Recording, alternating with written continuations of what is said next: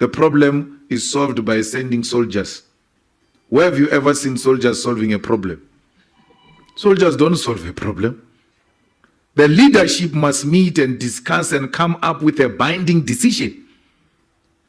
That's why we say we need one legislature, one military, one currency, one president, so that we know when we go into Mozambique, it's not an interference, it's us providing a solution to our own problems. What peace did NATO take to Libya? Look at what you did to Libya to date. Because you're going after one man, you destroy the whole country. So if it brought peace in Norway, it has not brought peace in Africa. And our experience with NATO is not what you have experienced. And therefore, we respectfully disagree with that. We need to strengthen AU, give it more teeth to bite. The decisions of the AU must be taken, and they must be firmly implemented by countries of Africa if we are going to say this is a serious continental body. You know, this thing of territorial threats, we know them here. We've got an army base here in Botswana. What is America doing here in Botswana? Why is Africa not in American borders? What do you call that? And you come and say imperialism and colonialism is finished. When people expand their territorial expansion through putting military bases at our borders. There's a military base here. A study has been conducted that a fighter jet that moves from that army base to the Union building will not take less than 2 minutes to bomb the Union building. If a war is declared with America, America does not have to assemble any resource from Washington or anywhere else to come here. They are already here. What do you call that? It's democracy. It's free world. We must celebrate that and say, no, imperialism is no longer there. It's in our head. We understand what Putin is fighting against because we have it here. Here. What is it doing here? We never went to Asia. We never went to Europe. We never went to America. We are here. We don't establish bases anywhere. Why should you establish bases in military bases in our continent? And when we speak, it's called old-fashioned politics.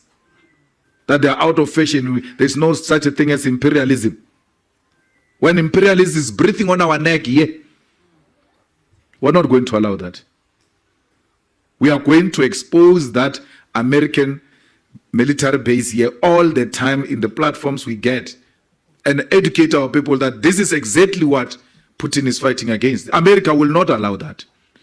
That Russia must go and establish a military base in Cuba with missiles facing the USA. They won't allow that. So we must not be allowed, we must not be asked to accept the things that you will not accept if they were to happen in your countries. And that's what we're talking about when we speak about NATO and peace. The same thing with the European Union. Don't say, what are we going to ask from you? That's a big brother mentality. What are you going to ask from us? Yes, don't say, why should it be us who are asking? We're not asking for anything. We're fine. So let's relate as equals, not as a beggar and the big brother supplier. No, we will relate with the European Union. It's a necessary body. We'll relate with it, we'll respect it, and the respect must be mutual, and will engage on what is in the interest of our countries, not what is in the interest of the European Union. We're in a mess now. We've decommissioned our power stations because countries like the USA, like the UK have said to us, no, do away with these things. We are going to introduce green energy. Here's the money and all of that. People took the money. There is no electricity today. So we ought to relate as equals so that no one imposes their ideas on us. We are people that subscribe to superior logic. Anything that is scientific, anything that has been proven, anything that makes sense, will agree with it. It doesn't matter whether it comes from European Union or it comes from BRICS or it comes from China or Russia. No, we will not agree with anything that seeks to belittle us and make us look like we are beggars in this kind of a relationship. So that's the same with AGOA. You can't use AGOA to threaten us in terms of our sovereignty and our foreign policy. That if you are going to bring Putin here and not defy, will do away with AGOA. You can do away with AGOA. We remain with our sovereignty. Should you strip us of our dignity because we are desperately looking for AGOA? That our foreign policy is now determined somewhere else. Which nation can be proud of that? That our foreign policy is determined somewhere because we are beneficiaries of AGOA. It can't be correct.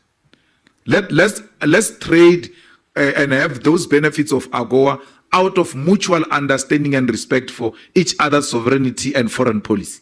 Not that today, because we don't agree on Putin, you must withdraw the whole thing. That is puppeting, that is belittling, that is making us look like we are beggars. But let's remain with our dignity. Let's be beggars with dignity, not stripped of dignity and thinking that you are what you are not. You can't even make your own foreign policy determinations because AGOA will be taken away. We are spreading the wings of the EFF.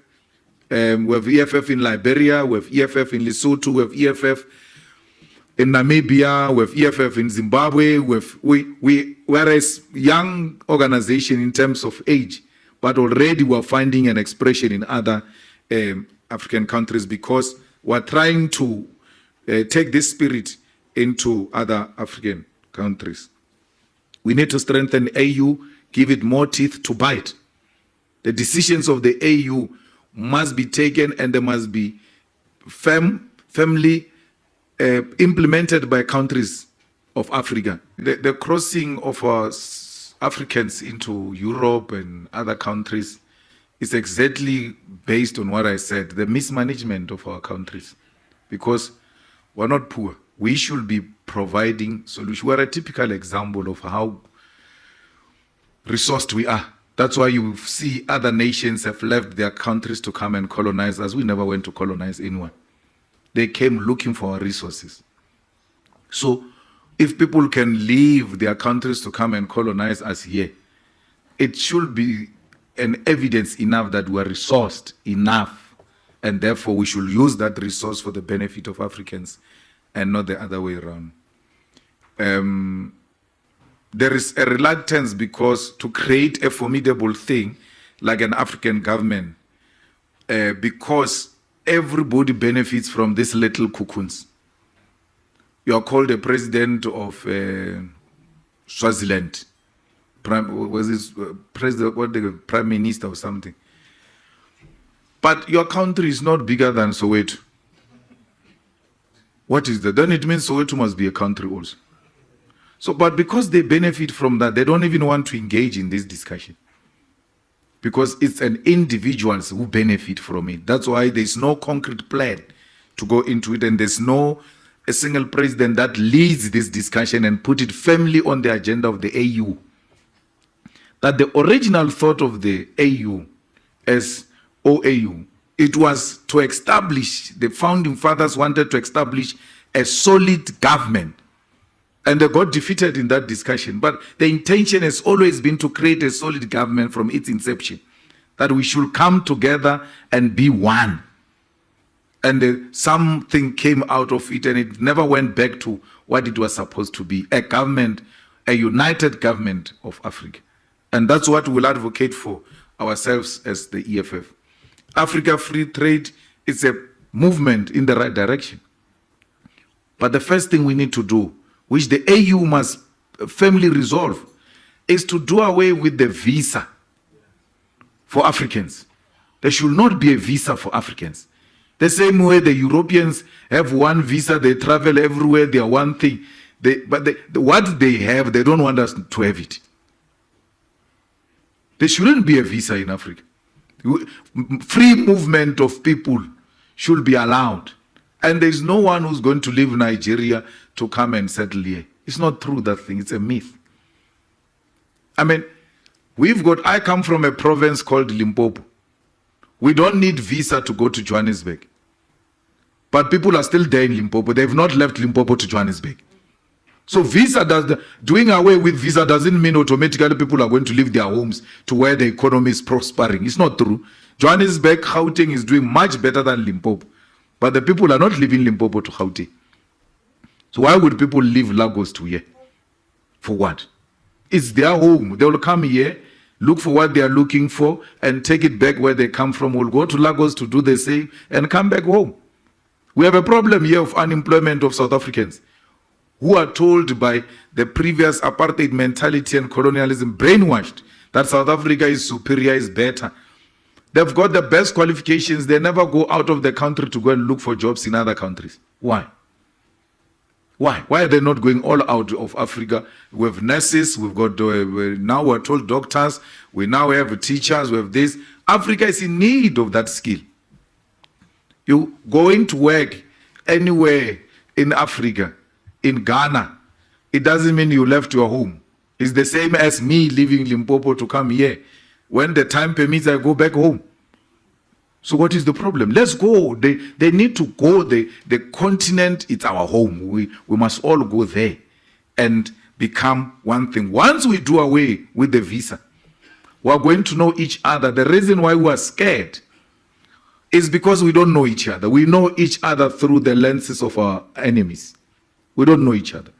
So we must first know each other if we're going to build the government of Africa. So it's important that we engage in this thing. Free movement of people and goods, it will help us appreciate the existence of each other and bring us more closer for the unity of this continent.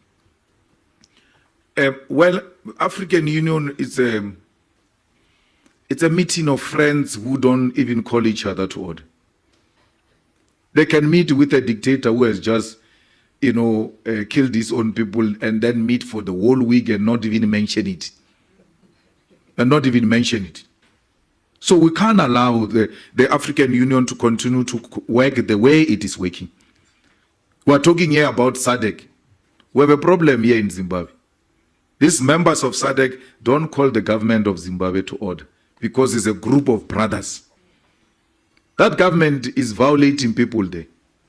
It has just passed a law of gatherings and speeches and all of that. If they don't like you, you're having a political rally, they just send soldiers, they shoot at you and all of. No one in SADC has raised his voice to say, but what is this? So we cannot have these regional bodies and the continental body, including Pan-African Parliament, by the way, which are not biting on countries that are engaged in wrong activities. What is wrong with President Ramaphosa calling President Mnangagwa to order? It will be coming from a good place. They are all brothers, they are all Africans, they all speak, we assume, for the interest of Africans. So we can't have a situation where we've got regional bodies, continental bodies, that become a meeting of elite without concrete solutions to the problems confronting the people of Africa. We have a problem in Mozambique. The problem is solved by sending soldiers. Where have you ever seen soldiers solving a problem? Soldiers don't solve a problem. The leadership must meet and discuss and come up with a binding decision.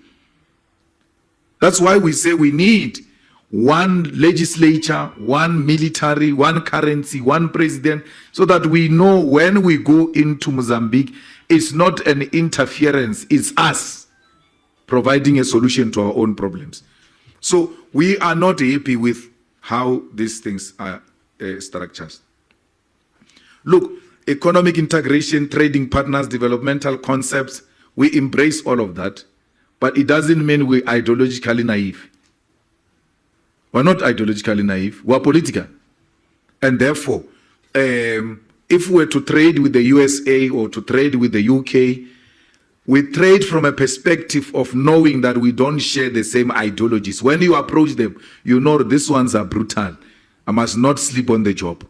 They are not friends. We are not born alone. We are born with people. That's what friends are for. And to have friends that are aligned with you ideologically is nothing wrong. It's not an old-fashioned thing. It's actually apolitical to want to approach politics without ideological orientation. From which ground do you move from? What informs your perspective as a person who is a political animal? It's important always to have our sharing ideological perspective with China. It doesn't mean you can't get a foreign direct investment from Norway or from UK or from Germany. No. You always relate with all countries. Foreign direct investment is more than welcome, but on our terms. Not on Germany's terms. No.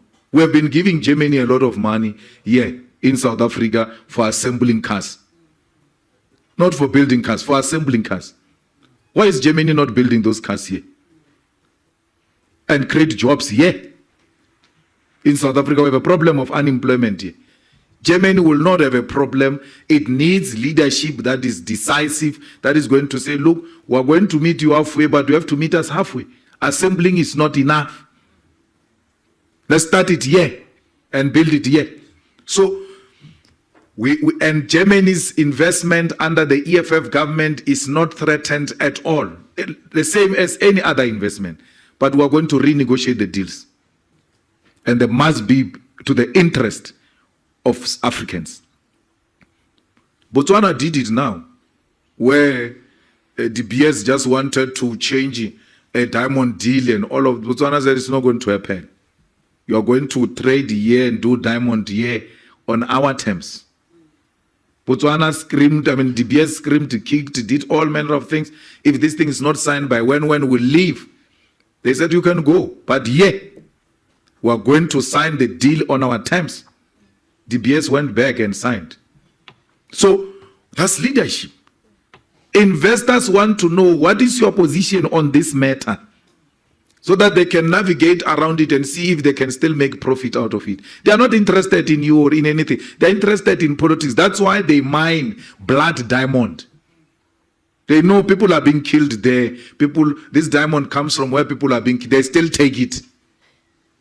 Why do they want to behave like a holy cows and want to punish people for political ideas, yet they don't punish people who are killing each other for diamonds? They go there and still buy blood diamonds. So be clear, then they will come and invest.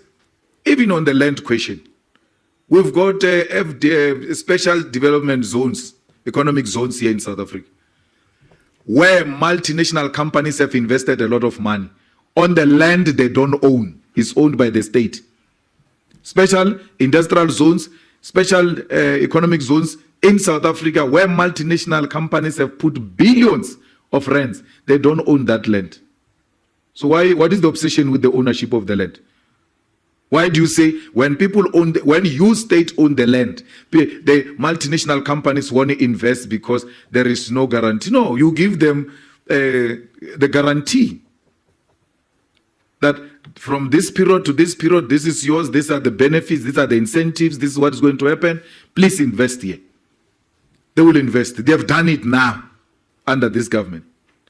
Why do you say when people don't own the land, there won't be investment? There is a huge development that happened right in front of us. You said, one of you said, was here for 9 years. I think he's a dean of diplomatic corps. There's a huge development here in Midrand where there is Mall of Africa. That land, that big development you see there, that land is owned by an Indian family. When you buy property there are no transfer costs. No one owns. They are on a lease of 100 years, those people. Yet they still buy there. Black, white, Indians, everyone buys in a place where they don't own the land. A land is owned by an individual family. There's a huge mall invested there in the land they don't own.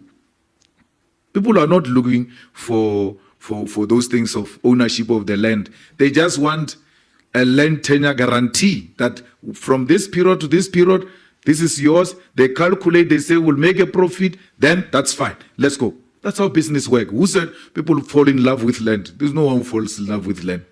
No one falls in love with diamond or gold. They fall in love with money. Anything that can give them money, they will go and invest in it.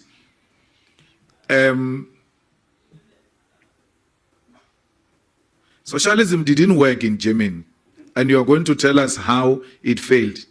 But go and also learn from China how socialism works, and it has succeeded in China. It doesn't mean if it has failed in Germany, it will fail everywhere else. We're not Germans, we're South Africans. In China, they've got socialism with Chinese characteristics. What stops South Africans from having socialism with South African characteristics? Learning from Germany, what worked, what did not work. Take the good things, leave the bad things. Why capitalism always resort to Chinese principles, to socialist principles, every time they get into trouble? When the banks failed in 2008 and put the world into a financial crisis, it was socialist principles that took the world out of that crisis through state intervention. Where was capital at that time? If we go now, we're in Pretoria now. Let's go to commercial crimes or go to liquidation or high court and all of that.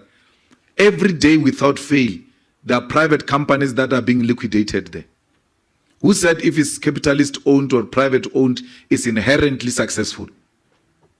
Who said that? So it's an ideological debate we can have. We know what happened in Eastern Germany. We know what happened in the Soviet Union. We know what's happening in China. We know what's happening in Cuba. So we can have a deeper discussion about whether this is really a way out. We sometimes get fixated on concepts, but in reality, you do the things that you say you don't want to do. Every time capital gets into problems, the state must intervene. Every time. That's when you now see the importance of socialist principles. Coalitions in South Africa will work. This thing is a new thing to us. We don't know it. And we're learning on the job. We're learning on the job. So please be patient with us. We have succeeded so far. No municipality has actually completely collapsed to a point of having to be resuscitated by an upper government under coalition. So it's a new thing. We're learning on the job and we'll get it right. The problem is not coalitions. The problem is the ANC and the DA. They are so used to power. And when they now get out of power into a coalition, they still want to behave like they're in power. Coalition means power sharing. You must let go. Don't behave like you still have power when you don't have power. You must share. And we will make the best a coalition partner because we have never been in power. So we don't know power. Maybe the first power we're going to experience is through coalition, and it will be the first experience. But those who are used to controlling power, when it shifts, they're still in denial. And they want to behave like they still have power. And it leads into the problems we see in the coalitions. At the center of a problem is the ANC. It has been in power for too long. When it gets removed into a coalition, it is in denial. Same thing as the DA, that suffers from white supremacy. That in coalition with black people, a white person must lead. That white supremacist mentality is what causes problems for us in coalitions. But otherwise, coalitions will work. And coalitions are the best thing for me. I think we deserve that. Where no one has got an absolute majority. We all govern through consensus. And we look at what is in the best interest of our people. Because too much power corrupts. And that's what we have experienced since 1994. Business has no choice. We're the only organization that is very clear of what we want. And therefore, business in dealing with the EFF, they know what they're dealing with. Policy position is very clear. And we're happy with the response yesterday. It was overwhelming. We really enjoyed ourselves. And the kind of support we received from the South African business yesterday was really welcomed. black, white, Indians, Africans, colors, all manner of business, men and women were there to support the EFF. And that's what made the rally possible tomorrow, because of the support of these business people who are not scared of the establishment. Ukraine peaceful solution is that Ukraine must not join NATO. That's the solution. So that we protect the territory. I mean, Russia doesn't feel threatened. It's as simple as that. And I sympathize with you, and I like the fact that you like dialogue, and I like dialogue and engage about that, because NATO is not a very peaceful organization. You can't talk peace and NATO in one sentence. It's not true what you're saying. Elections are coming, and South Africa must play an important role. There's a problem in Zimbabwe. There's a big problem in Zimbabwe, where the rights of citizens are being violated openly, and no one is saying anything about it, including South Africa. Elections get stolen daylight by the army. For sure, they have the results by now. Me and you are still talking about elections. They are done. They have the results. Those things, that's a formality. Well, it can't be correct that ZANU-PF holds the people of Zimbabwe hostage. If it means ZANU-PF must lose elections for it to go and self-correct, so be it. But let the voice of the people of Zimbabwe be respected. It can't be a win-win-win at all costs. In the EFF, we believe strongly that Chamisa won the last elections, and he was undermined by violence that was unleashed on citizens of Zimbabwe. But is the sanctions solution? No. No. The Zimbabweans are suffering as we speak. You know how you negotiate the best terms as business and as countries. Zimbabwe should be open to you to go and invest there, but negotiate the best deals and conditions of such investment. No sanctions must stop you from going to invest in Zimbabwe. Zimbabweans are struggling, and the world must go and help Zimbabweans. So, ladies and gentlemen, it doesn't mean enmity. We're not enemies. We engage the Black robustly. Radar YouTube channel. Our Please policies consider can be subscribing challenged to the show same way your we support. challenge your policies. We are open for engagement. The informative information presented in this video is motivational and is positively aimed at inspiring, educating and entertaining the viewers with the cutting edge of critical reasoning. If you enjoy the contents on the Black Radar YouTube channel, please consider subscribing to show your support. This is Motivational. We want to present to you a wholesome kind of level of consciousness right now. So, subscribe and tell your friend them. This is Motivational. The informative information presented in this video is motivational and is positively aimed at inspiring, educating and entertaining the viewers with the cutting edge of critical reasoning. If you enjoy the contents on the Black Radar YouTube channel, please consider subscribing to show your support. This is Motivational. We want to present to you a wholesome kind of level of consciousness right now. So, subscribe and tell your friend them. This is Motivational.